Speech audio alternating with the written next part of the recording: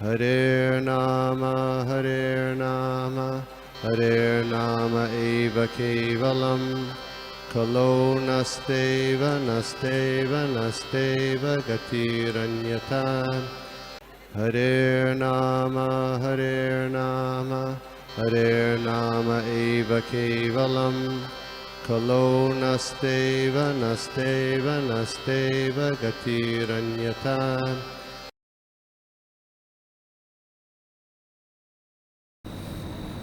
हरे कृष्णा। तो आज हम लोग देख रहे हैं उपदेशामृता नेक्टर ऑफ इंस्ट्रक्शन का श्लोका नंबर 2। तो श्लोका इस प्रकार है। अत्याहार प्रयासश्च प्रजल्पो नियमाग्रह जनसंगश्च लौल्यं च षड्भिर्भक्तिर्विनश्यति। तो हमारा फर्स्ट जो पहला श्लोक है वो खत्म हो गया है। अभी हम लोग दूसरा श्लोक पढ़ रहे हैं हम लोग अभी। तो यहाँ पे दूसरे श्लोक में यहाँ पे अभी ये दूसरा श्लोक जो है ये 6 चीजों के बारे में बात कर रहा है कि जिससे उसका भक्ति जो है वो खत्म हो जाएगा। तो वो 6 चीजें क्या क्या है कि जरूरत से ज्यादा खाना या जरूरत से ज्यादा जमा करना पैसे, फिर बहुत ज्यादा भौतिक चीजों के लिए मेहनत करना, या तो अननेसेसरी मतलब जो मुंडेन टॉक्स है उसके उसके बारे में चर्चा करते रहना। फिर चौथा जो है स्क्रिप्चरल रूल रेगुलेशन, जो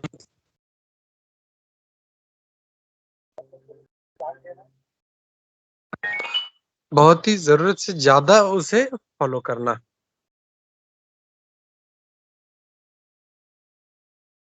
हरे कृष्णा, आवाज आ रहा है ना मेरा? जी प्रभु। ओके। ये है चौथा, बहुत जरूरत से ज्यादा उसको फॉलो करना।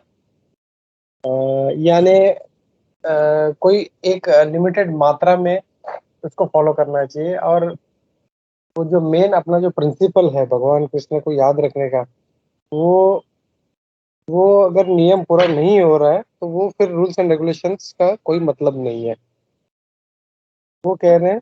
फिर पांचवा जो है भौतिक लोगों का संग करना, जिनको भगवान कृष्ण में बिल्कुल भी आसक्ति नहीं है, जो मटेरियलिस्टिक हम लोग बोल सकते हैं, जिनको भौतिक चेतना वाले, ऐसे लोगों का संग करना, उसको छोड़ना चाहिए। और मुंडेन अचीवमेंट्स यानी जो क्या बोलते हैं उसको, भौतिक जो है ना चीजों में ज्यादा उसको प्राप्त करना। तो ये 6 चीजें जो है ये अभी श्री रूप गोस्वामी जी कह रहे हैं कि ये हम लोगों का भक्ति का नाश कर देती है, हमारा भक्ति स्पॉइल कर देती है हमारा। तो इनसे हमको बचना चाहिए। तो अब जैसे हमने देखा था पहले 6 चीजें हैं, कौन से वेग हैं उनको कंट्रोल करना चाहिए। तो अब ये 6 चीजें बता रहे हैं जो हमें भक्ति से दूर ले जाती है। तो उसमें अभी ये एक एक पैराग्राफ करके बता रहे हैं। तो दीपू गोस्वामी जी बोल रहे हैं कि हमारा मनुष्य जीवन जो है सिर्फ सादा जीवन उच्च विचार इसके लिए दिया गया है, लेकिन अभी उल्टा हो गया। अभी अभी उच्च जीवन सादा विचार, तो लोग जो है एकदम टोटली अपोजिट हो गए हैं। उनके विचार जो है एकदम गिर गए हैं और उनका जो लाइफ है उनका एकदम हाई हो गया है। तो वैसे नहीं होना चाहिए। और फिर यहाँ पे अभी रूपू गोस्वामी जी 3 प्रकार की शक्तियों के बारे में बात कर रहे हैं, जो हम लोग पहले भी हम लोग देख चुके हैं, लेकिन अभी ये टॉपिक निकला है तो हम थोड़ा सा इससे डिटेल में जाएंगे हम लोग। तो अंतरंगा शक्ति, बहिरंगा शक्ति और तटस्थ शक्ति। तो अंतरंगा शक्ति जो है वो भगवान की इंटरनल पोटेंसी है, और बहिरंगा शक्ति जो है वो एक्सटर्नल पोटेंसी है। और इसके बीच में एक आता है तटस्थ शक्ति। तो वो तटस्थ शक्ति हम लोग हैं। तो हम लोग को तटस्थ क्यों कहा गया है? क्योंकि जैसे अ, समुंदर पे बालू का जो रेत होता है उसका या तो वो समुंदर के अंदर हो सकता है या समुंदर के बाहर हो सकता है।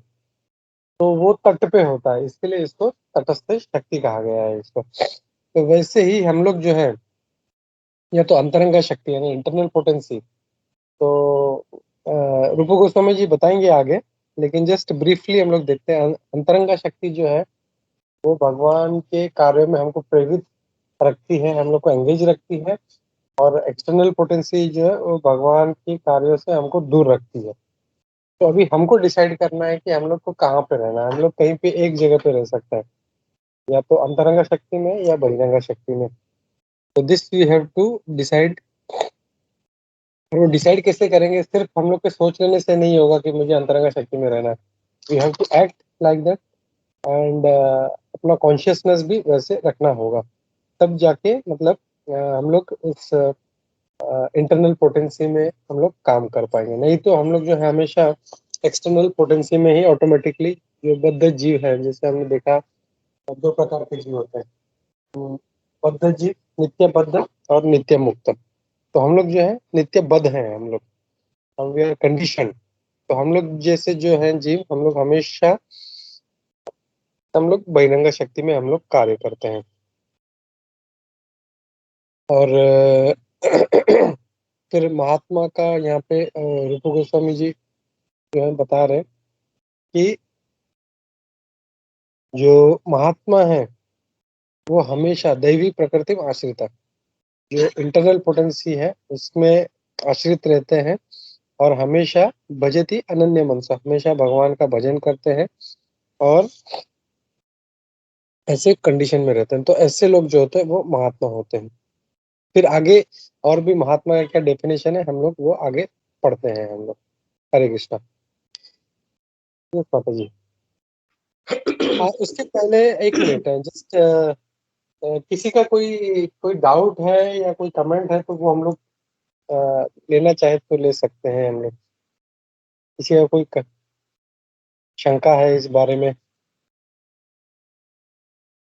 हरे कृष्णा प्रभु जी, दंडवत प्रणाम। प्रभु हरे जी, कृष्णा। एक रिक्वेस्ट है प्रभु जी, कि प्रभु जी जैसे इसमें तात्पर्य में शिल प्रभुपाद जी ने ये बताया है कि सादा जीवन और उच्च विचार, तो इसमें ऐसा देखा जाता है कि कई बार ऐसा सुनने में भी आता है, बहुत लोग ऐसे बोलते हैं जो साधारण तौर पे कि simple living and high thinking. तो प्रभु जी जैसे हम लोग भक्ति में हैं तो हमारे लिए ये टर्म का क्या अर्थ है? और प्रभु जी जो लोग सब लोग बोलने के लिए कहते हैं कि सिंपल लिविंग हाई लिविंग, जिनका मतलब भक्ति में इतना रुचि नहीं है, तो उन लोग का क्या मतलब, उनके सामने हमारा किस प्रकार से ये विचार होता है? थोड़ा इसके बारे में बता दो प्रभु जी। हरे कृष्णा। तो यहाँ पे शिल प्रभुपाद जी बोल रहे हैं सिंपल लिविंग हाई थिंकिंग। तो यहाँ पे हाई थिंकिंग का मतलब एक ही है। यहाँ पे हम लोगों को अपना जो चेतना है वो भगवान में यूज करना है। और सिंपल लिविंग मतलब जो भी अपना जो भी रिसोर्सेस है, तो वो हमको भगवान की सेवा में यूज करना है। तो यहाँ पे मैं ये बोलना चाह रहा हूँ, जैसे अभी अगर हम लोग जो इतने महान महान भक्त लोग हैं, जैसे अम्बरीश महाराज थे, या प्रहलाद महाराज थे, तो इसका मतलब सिंपल लिविंग हाई थिंकिंग का ये मतलब नहीं है कि हम लोग को अगर भगवान ने दिया है ऐश्वर्य तो हम लोग को सब छोड़ के हम लोग को you have to live like a beggar. वैसा नहीं है।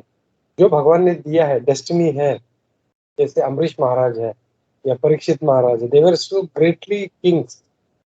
तो उनका अगर लाइफ देखें हम लोगों ने, तो उनका जो लाइफ है it was on this principle, सादा जीवन उच्च विचार।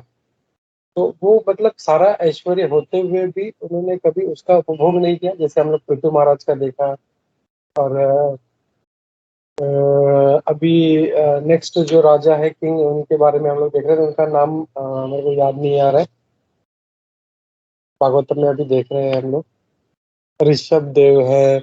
और ऋषभ देव भी अपने पुत्रों को यही इंस्ट्रक्शंस दे रहे हैं, सादा जीवन उच्च विचार, मतलब सिंपल रहो, भौतिक चीजों से आसक्त मत रहो, और हम लोगों को हमेशा भगवान के बारे में हम लोग को चिंतन करना। तो इसको as a devotee, as a Vaishnav हम लोग को यही समझना है हम लोगों को कि जो भी है भगवान की दया से आपके पास है, चाहे वो फिर बाद में आ, आ, मतलब कैसे बोले कि जो भी मतलब भगवान ने रिसोर्सेस दिया है वो हम लोग को भगवान की सेवा में यूज करना है हम लोगों को।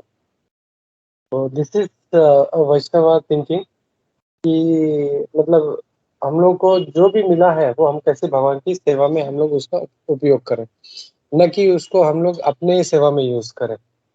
अगर अपनी सेवा में यूज कर रहे हैं तो दैट इज रॉन्ग, वो नहीं होना चाहिए हम लोगों को।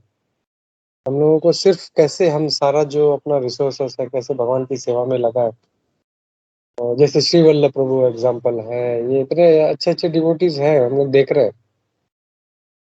तो उन्होंने बहुत अच्छा एग्जाम्पल सेट किया हुआ है, तो just we have to follow them. Hare Krishna. Hare Krishna. Thank you Prabhu ji. Prabhu ji, एक ऐसा अनुभव हुए थे प्रभु जी के जैसे कुछ लोग जो ऐसे बोलते हैं सिंपल लिविंग हाई थिंकिंग, तो वो लोग ऐसा इंटरप्रेट करते हैं कि मतलब जैसे हम लोग ये कुछ ऐसी गलत आदत ना करें, लेकिन हाई थिंकिंग यानी हम लोग बहुत ही जैसे ज्यादा वैभव प्राप्त करने के लिए या ऐश्वर्य प्राप्त करने के लिए प्रयास करना चाहिए। और मतलब उसमें वो स्पिरिचुअल कॉन्शियसनेस का उसमें इतना वो लोग का टच नहीं आता है। तो जैसे यहाँ पे ये टर्म है और लोग इसको एकदम मतलब जो ये जो सिंपल लिविंग हाई थिंकिंग, ये सब लोग बोलने के लिए बहुत इजीली ऐसे बोल जाते हैं, लेकिन उसमें वो स्पिरिचुअल टच वो लोग का मतलब जैसे डेडिकेटेड जैसा आपने समझा है प्रभु जी, तो वैसा उन लोग में बात करने के टाइम में उन लोग मतलब वो लोग बहुत एजुकेटेड और बहुत ही मतलब ऐसा लाइफ में फोकस्ड रहते हैं कि उनको ये मतलब ये टारगेट उनको अचीव करना ही है लाइफ में। तो ऐसा जब भी हम लोग का काउंटर एक्ट होता है या बातचीत होती है तो प्रभु जी मतलब ऐसा लगता है कि वो लोग हम लोग से ज़्यादा मतलब उनका ये जो है वो मोटिव बहुत ही हाई है। लेकिन जैसे हम लोग का ये जो बॉडीली कॉन्सेप्ट नहीं है और हम dedicated to spiritual to dedicated to guru maharaj Lord, तो उसमें मतलब जैसे आपने बहुत अच्छा समझाया प्रभु जी। थैंक यू प्रभु जी।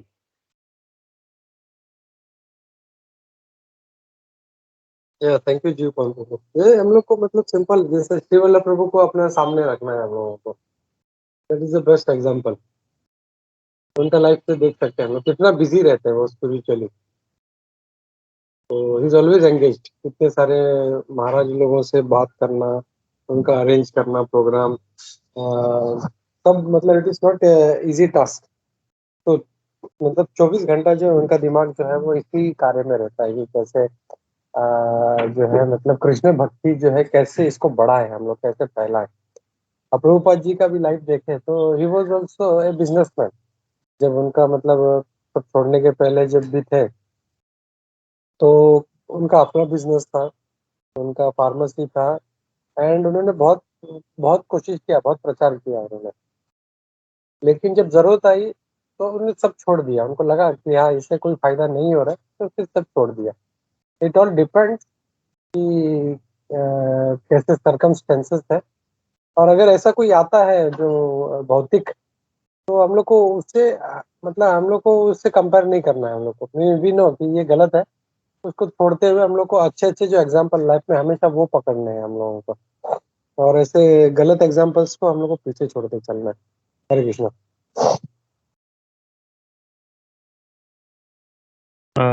ये थैंक यू प्रभु जी। हरे कृष्णा। सर्वदेव प्रभु जी ने हाथ ऊंचा किया था प्रभु जी। आप ओके यस सरदेव प्रभु। प्रभु जी हरे कृष्णा, दंडवत प्रणाम प्रभु जी। प्रभु जी एक पॉइंट आपने वो कहा था जिसमें कहा था कि जो स्क्रिप्चर्स को ज्यादा ये नहीं करना है, मतलब ओवर फॉलो नहीं करना है प्रभु। वो थोड़ा समझा नहीं प्रभु जी। ओवर फॉलो नहीं करना है, वो आपने वर्ड यूज किया था ना प्रभु।